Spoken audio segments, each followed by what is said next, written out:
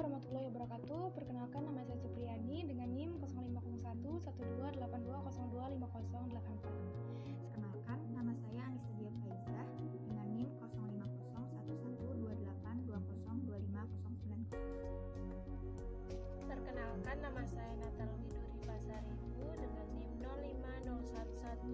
05011282025100 dari program studi Agribisnis. Halo, salam semuanya. Perkenalkan, nama saya Penurio Cristiano Simomora dari Prodi atau Program Studi Agribisnis dengan NIM 05011282025104. Saat ini saya akan menjelaskan tentang pengukuran kadar air tanah.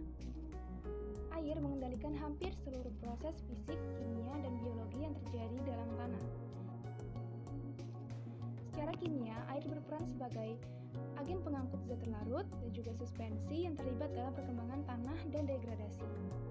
Produksi biologi dalam tanah, juga produksi hutan dan tanaman pertanian sangat dipengaruhi oleh ketersediaan air, yang pada gilirannya tergantung sifat-sifat tanah dan kandungan air di dalam tanah. Lalu, apakah yang dimaksud dengan kadar air tanah? Kadar air tanah adalah kandungan air di dalam tanah yang dinyatakan dalam persen. Kadar air tanah dinyatakan sebagai perbandingan antara massa atau berat air yang ada dalam contoh sebelum pengeringan dan massa atau berat contoh setelah dikeringkan sampai mencapai massa atau berat yang tetap pada suhu 105 derajat Celcius. Metode gravimetrik adalah metode yang paling sederhana secara konseptual dan menentukan kadar air tanah.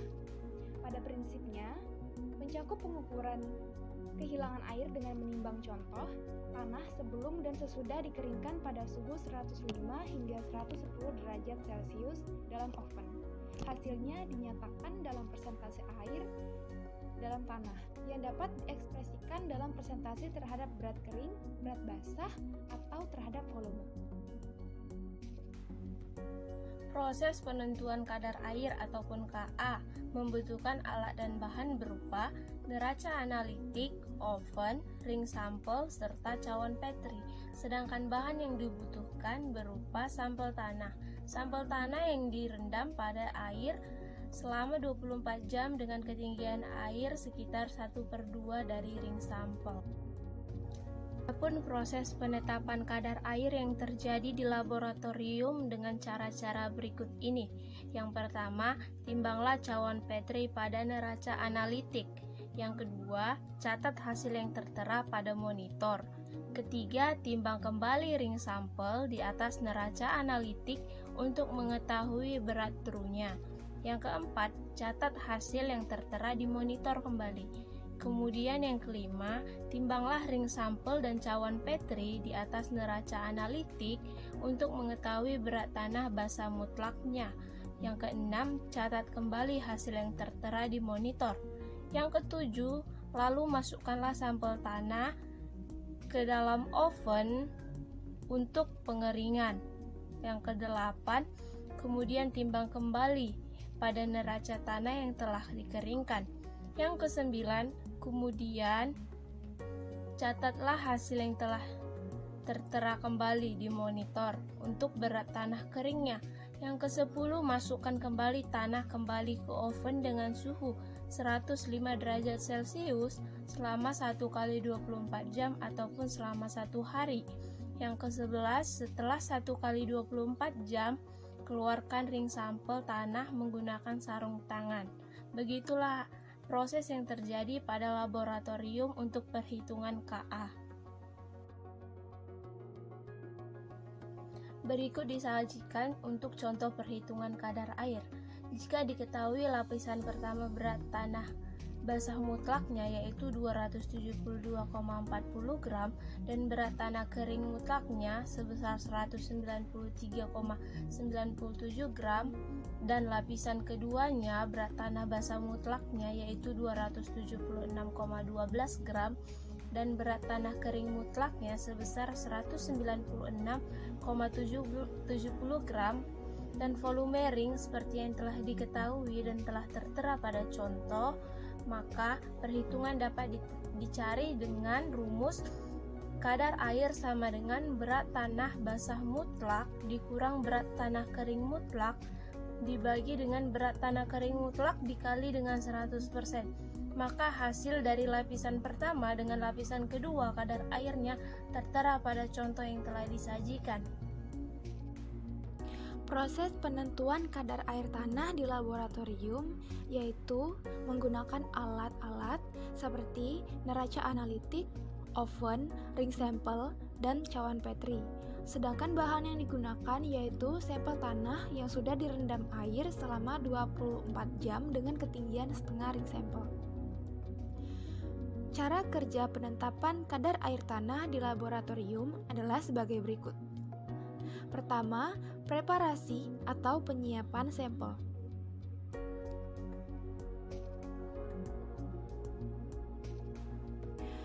Timbang 2 cawan Petri untuk pengujian satu sampel.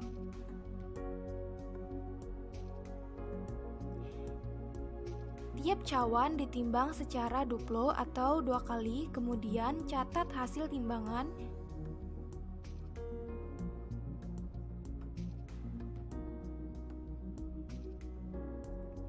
Kemudian selanjutnya yaitu ambil sampel tanah yang telah disiapkan.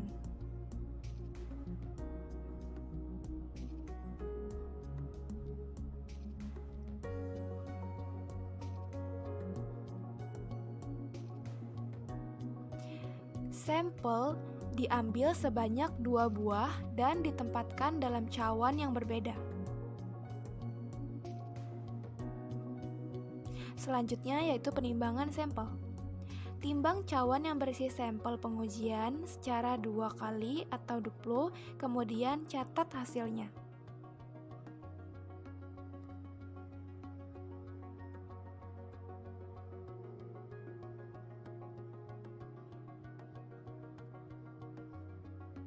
Proses ketiga yaitu pengeringan sampel. Sampel dikeringkan menggunakan oven listrik dengan suhu yang diatur stabil pada 110 dan kurang lebih 5 derajat Celcius. Setelah itu, sampel dikeluarkan setelah dipanaskan selama 24 jam.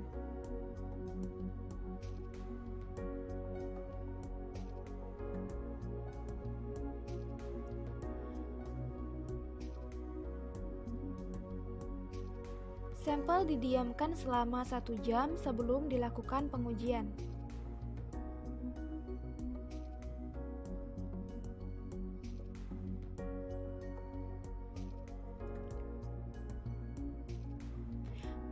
Proses terakhir yaitu penimbangan sampel kering. Timbang cawan berisi sampel yang sudah dikeringkan dengan oven. Tiap cawan ditimbang secara duplo atau 2 kali, kemudian catat hasilnya.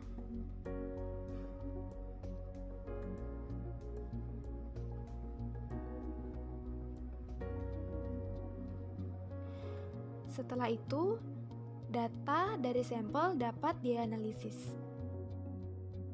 Selanjutnya, saya akan menjelaskan tentang BD atau bulk density. Bulk density merupakan petunjuk kepadatan tanah. Jadi, semakin padat suatu tanah, maka semakin tinggi pula bulk density, yang berarti semakin sulit meneruskan air atau ditembus akar tanaman. Nah, pada umumnya, bulk density kurang dari 0,85 gram per cm. Faktor-faktor yang mempengaruhi bulk density yaitu tekstur tanah, struktur tanah, dan juga bahan organik. Dalam proses penentuan bulk density diperlukan alat dan juga bahan. Nah, alat-alatnya antara lain ring sampel, oven, desikator, pisau atau cutter, timbangan, dan juga mistar. Sedangkan bahannya yaitu sampel tanah utuh, kertas label, dan juga tisu. Proses penetapan BD di laboratorium. Caranya yang pertama, contoh tanah dari pengamatan profil tanah utuh yang diambil dengan ring sampel dimasukkan ke dalam oven selama 2 hari sebelum praktikum dimulai. Yang kedua, setelah di oven, masukkan contoh tanah tadi dalam desikator untuk didinginkan. Kemudian, timbang tanah beserta ring sampelnya. Selanjutnya, keluarkan tanahnya, lalu timbang kembali ring sampelnya. Lalu, yang ketiga, hitung bulk density dengan rumus yang sudah ada. Adapun rumus untuk contoh perhitungan bulk density, yaitu bulk density sama dengan berat tanah kering mutlak dibagi dengan volume ring. Seperti yang telah diketahui, untuk proses penyelesaian contoh soal dapat dilihat pada contoh yang tertera berikut ini. Penetapan RPT. Prioritas tanah merupakan perbandingan antara volume pori tanah dengan volume total tanah, yaitu menunjukkan kombinasi atau susunan partikel-partikel tanah primer atau pasir dan debu dan liat sampai pada partikel sekunder disebut. Juga agregat struktur dapat mengubah pengaruh tekstur dan memperlihatkan hubungan kelembapan dengan udara. Proses penetapan RPT. Proses penetapan RPT atau ruang pori total. Ring berisi tanah utuh, alat timbang, penggaris. Langkah-langkah proses penetapan ruang pori total adalah: A. Siapkan alat dan bahan yang diperlukan. B. Nyalakan neraca analitik. C. Timbang cawan Petri untuk mengetahui berat cawan. D. Tuntaskan sampel dan air dan lepaskan kain kasa pada ring sampel. E. Timbang lagi cawan Petri serta ring sampelnya. F. Letakkan cawan Petri dan ring sampel ke dalam oven. Tunggu hingga 1x24 jam. G. Setelah 24 jam, angkat dan timbang kembali untuk menentukan BTK. H. Setelah mengetahui BTK, bersihkan tanah pada ring untuk kemudian ring sampel ditimbang untuk mendapatkan berat ring. Untuk contoh soal perhitungan RPT ataupun ruang pori total pada tanah ditentukan dengan rumus RPT sama dengan 1 dikurang bulk density dibagi dengan PD atau nilai PD diketahui yaitu 2,65 dikali dengan 100%. Untuk contoh penetapan atau perhitungan RPT dapat dilihat pada contoh berikut yang tertera.